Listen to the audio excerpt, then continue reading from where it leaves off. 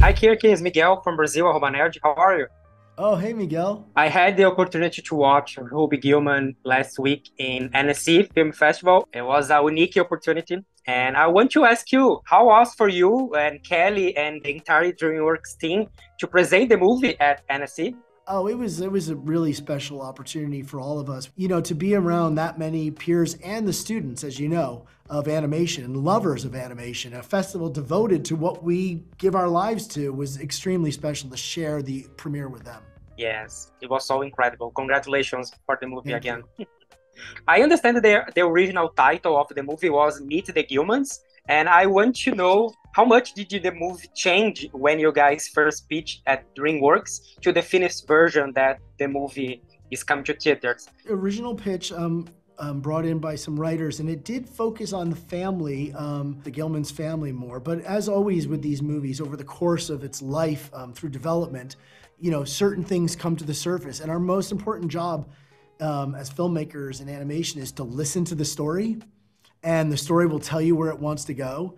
And it was very clear as we went through that this was a story about Ruby. It was a story about a mother-daughter.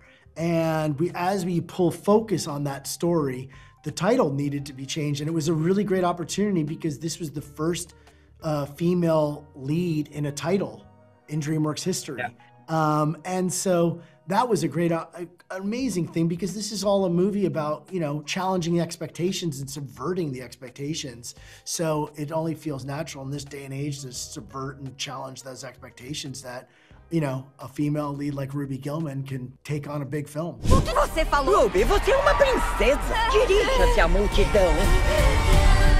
Eu acho que eu tô tendo um ataque de pânico! What really captured my attention is in the movie, with the complete version, was the visual style, and I think it's the best quality of the movie. How did you guys decide on the look of the characters and the world you created for the characters? I feel like there's two parts to that, both a little bit of the production design and the animation, but they were both influenced and inspired by the same thing, and that was the octopus, right? I mean, it was a curvy, beautiful sea creature that we're all enamored with, and the idea worked into the curvy design language of the production design of the Kraken castle, of the city of Oceanside, and then also to the animation, that there could be this fluid animation style, which we love in animation. It's been a tradition at many, you know, films that we could point to, but this was an opportunity to do it, and it had a motivated reason. So we were squashing and stretching characters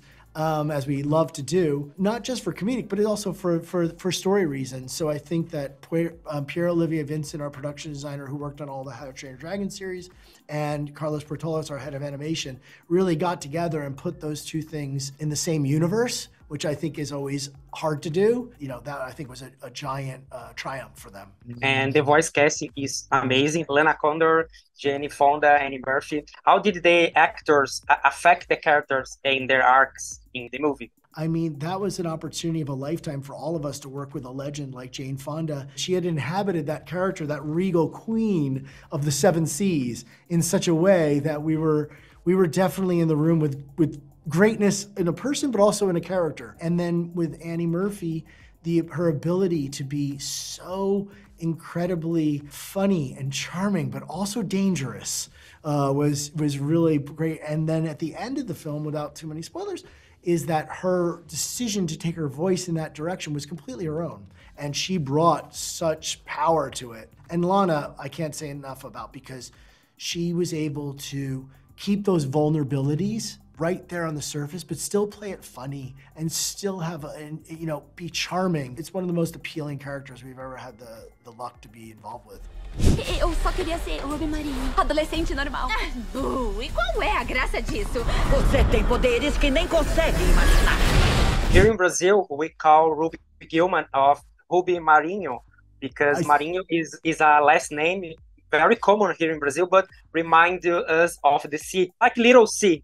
You know? Right, like little sea. I see it up there. I see it on your thing. Yeah, fun little fact for you. Thank you so much for the opportunity, and have a nice press week. Bye. Thank you.